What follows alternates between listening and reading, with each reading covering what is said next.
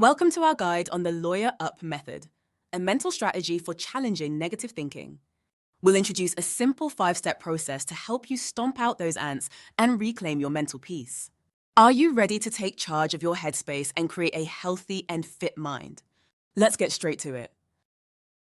Step 1. Catch the ants, which stands for automatic negative thoughts. When a negative thought pops up, pause and ask yourself if it's an ant trying to trick you. Recognize signs of distorted thinking like black and white thinking, overgeneralization, and catastrophizing. Let's review common categories of ants known as cognitive distortions or thinking traps. Black and white thinking ants make us see things as either all good or all bad. Overgeneralization ants influences us to make sweeping conclusions based on a single event. Mind-reading ants make us assume that we know what others are thinking, usually the worst. Emotional reasoning ants cause us evaluate and interpret situations primarily through our current emotions. Instead of objectively assessing the facts or evidence, we rely on our feelings as the basis for our conclusions. Step 2. Lawyer up. Imagine yourself as a prosecution lawyer, building a case against those pesky ants that have been living rent-free in your mind. The goal is to either evict them permanently from your headspace or make them pay rent, meaning convert them into more balanced thoughts. Your first step as your own thought lawyer is to investigate each ant, looking for evidences that does not support their claims. Remember, these ants are tenacious and really good at finding evidences that supports their beliefs. They will make really good points. Before you get started with this mind strategy, here's an important advice. Do this entire process on paper. Unless you are good at controlling your inner monologues and having them speak one at a time, your mind will distract you with hecklers, which are distracting thoughts and other ants. These hecklers can derail the whole process and have you enter a ruminative wormhole or a dark mental timeline. Okay, so how do you do this on paper? Create 3 columns like the one you see here, labeled the defense or the ant's arguments in support of the negative belief, the prosecution's argument questioning the negative belief, and the judge's verdict. On the top of the sheet, write the thought that is being put on trial. Here are some examples of the questions the prosecution can ask. Is there evidence that contradicts this thought? Am I jumping to conclusions based on limited information? Am I considering all possible explanations? Alternative perspective questions. How might someone else interpret this situation? Is there a different way to look at this?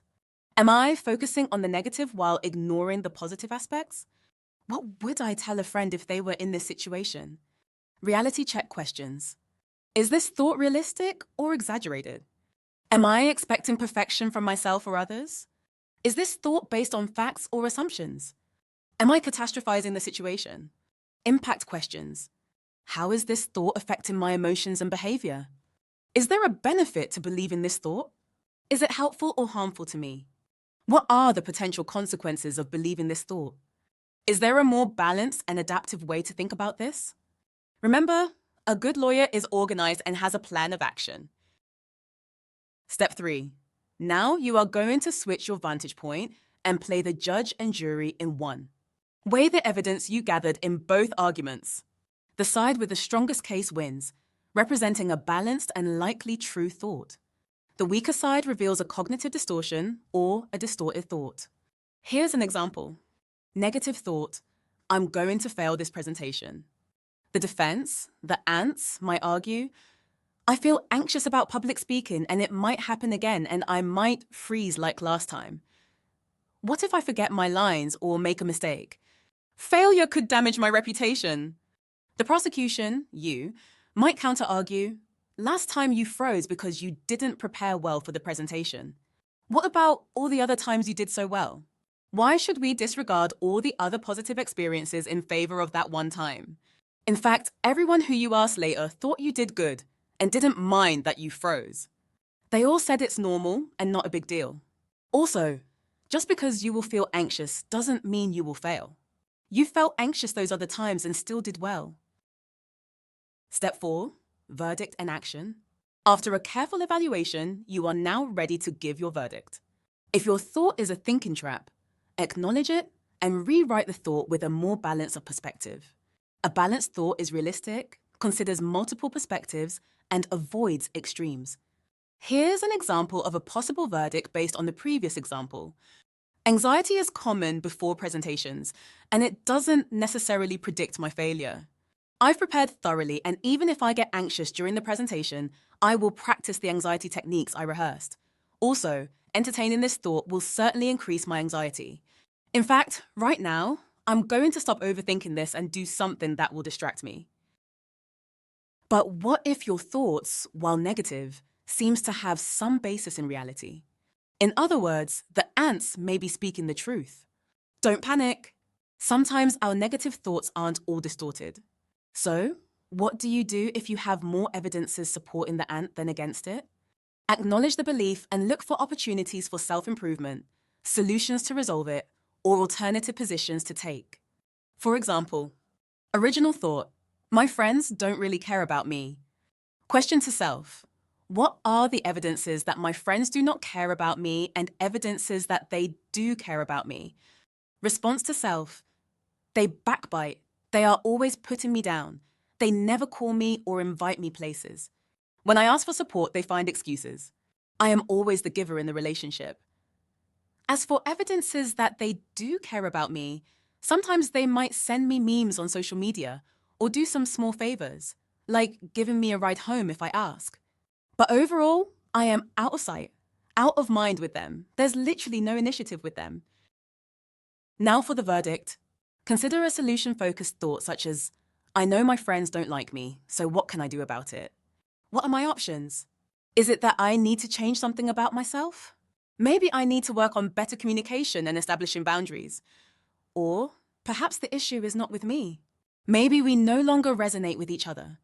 I am sure there are people who would love to be my friends and who can treat me in the same way I treat them. I just have to be true to myself and put myself in situations where they can find me. How does one create balanced thinking? Here are some mental strategies to practice balanced thinking. Strategy 1. Practice radical acceptance, acknowledging the situation without judgment. Example, instead of, today is going to be a bad day because it's raining outside. Consider saying, interesting. It's raining outside today.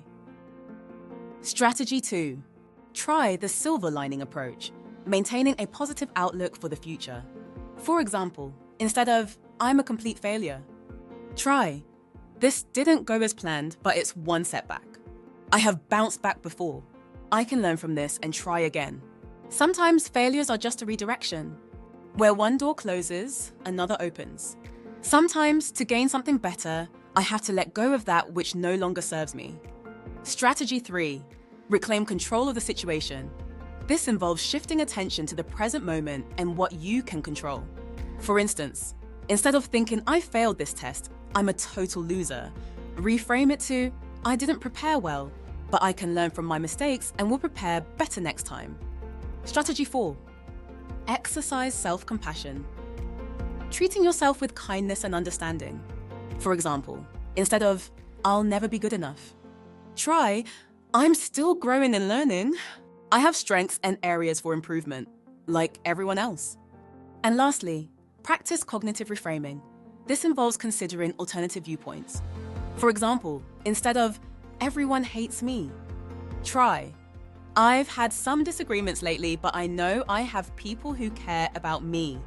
Or, I may be a villain in some people's story, but I know I am a hero in others. We can't all be the hero in everyone's story. And lastly, step 5 of the Lawyer Up Mythos, the hung jury. Sometimes, the jury may remain undecided and negative thoughts stick around. If you can't reach a verdict, take a break. Distract yourself with activities you enjoy or spend time in nature. Engage in your body can also help shift your mental state. Try yoga, dancing, or a brisk walk. Physical movement can shake loose those pesky ants and help you regain mental clarity. If you're still struggling, ask someone for help. Share your thoughts with a trusted friend, family member, or therapist. They can offer support and guidance on your journey to mental clarity. Here are some final thoughts. You don't have to face ants and thinking traps alone. Reach out for support and consider therapy if negative thoughts are significantly impacting your life. Remember, don't let ants live rent-free in your head. Make them work or pay dues. Thank you for watching, and be mindful of what you say to yourself.